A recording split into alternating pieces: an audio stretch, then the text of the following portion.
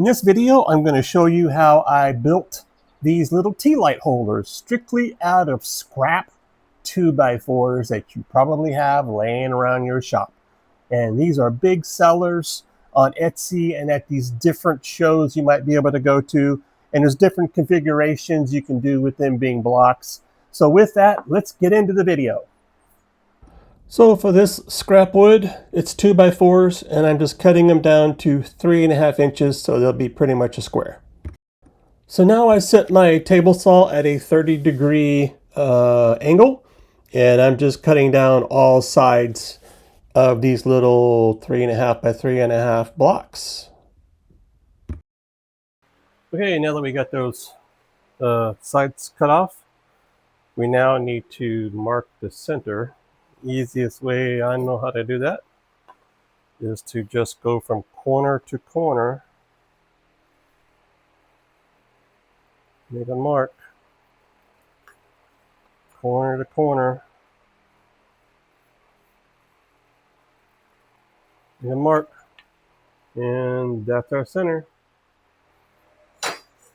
So now what we're going to do is, with an 1.5 Forstner bit, we're going to cut enough out for our tea light to fit into. And then we're going to finish these once I get this cut out. Then we'll sand it down and put some finish on them. Now, in order to do this and keep my hand safe, I'll be holding the block with a clamp. That way it keeps my hands safe. So just lining up everything here, got my dust collection all hooked up and just making as straight as possible. Probably can go down a little bit more. Not sure if you've seen that very well with the light, but I think I'll go a little bit farther down. This clamp technique works really well. Even though I didn't have a lot of area to clamp down on, I was able to hold it down really good and get everything lined up nice and centered as much as I possibly could. I had 4 of these that I was doing, as basically my prototype, and it came out really good. And everybody's favorite, sanding. But I like this oscillating sander I have from Rigid. It works really well. I still have to do some touch up with the some hand sanding, but this really got me like 90% there, and it really worked out good.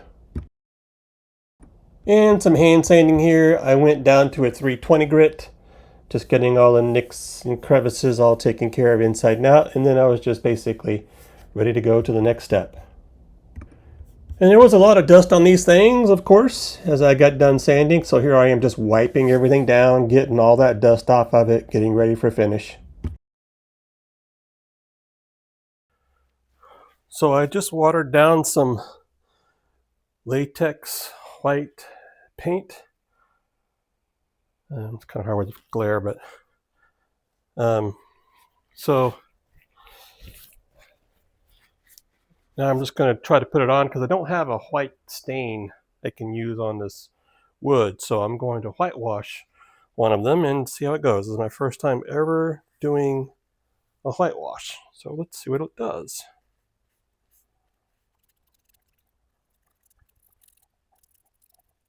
I may have got it too watery. Maybe not.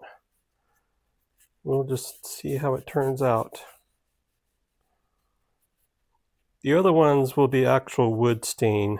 It's the same stain I used on the flag because I want to do a red, white, and blue. So that's the plan for these.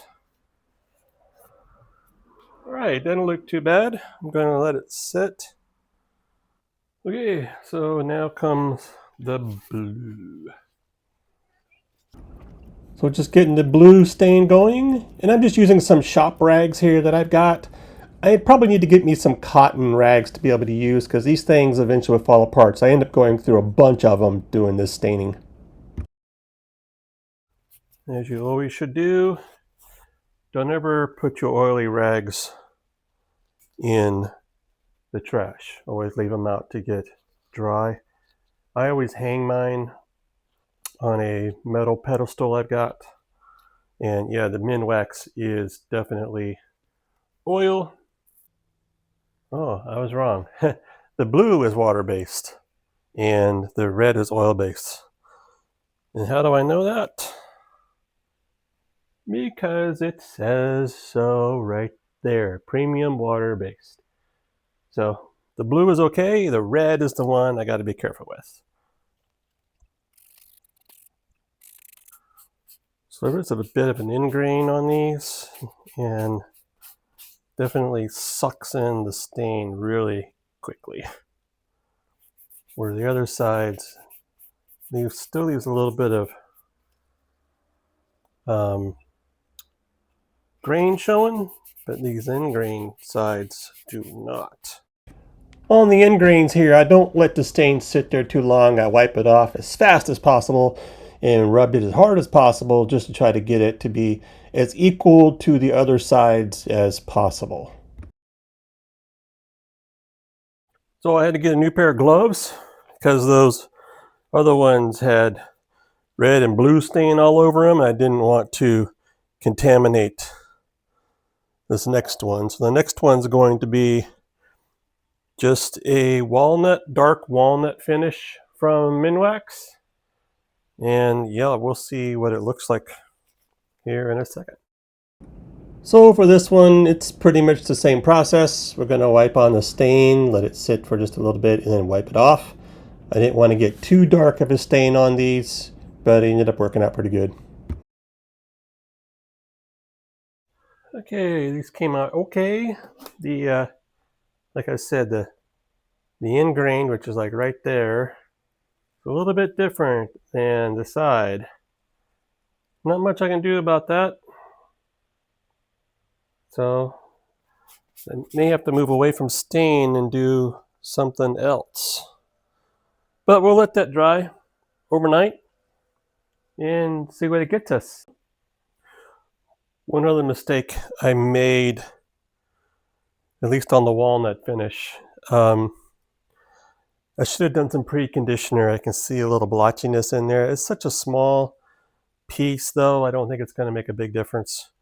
But this lesson's learned. I should have known that. I've used it before on pine. That's basically what this is pine. So I should have probably done some pre-stain on there for sure. And I've got it. I should have done it. And the last part is going to be putting on some polyurethane. And of course, as you will see, I was trying to get a nice close-up of these, but I'm pulling it out of the range of the camera. So it's another beginner mistake. Apologies, but that's what I did. The last finish was to put on a couple coats of this polyurethane. So here you go. This is the final product. I have it on my mantle in my house. I got the tea lights turned on, and it's just kind of a little ambiance thing. So this is in typical red, white, and blue fashion. And then here's just the wood stain. And you can have multiple of these or different types of configurations. As we see here, I've got the white on top. So yeah, looks good.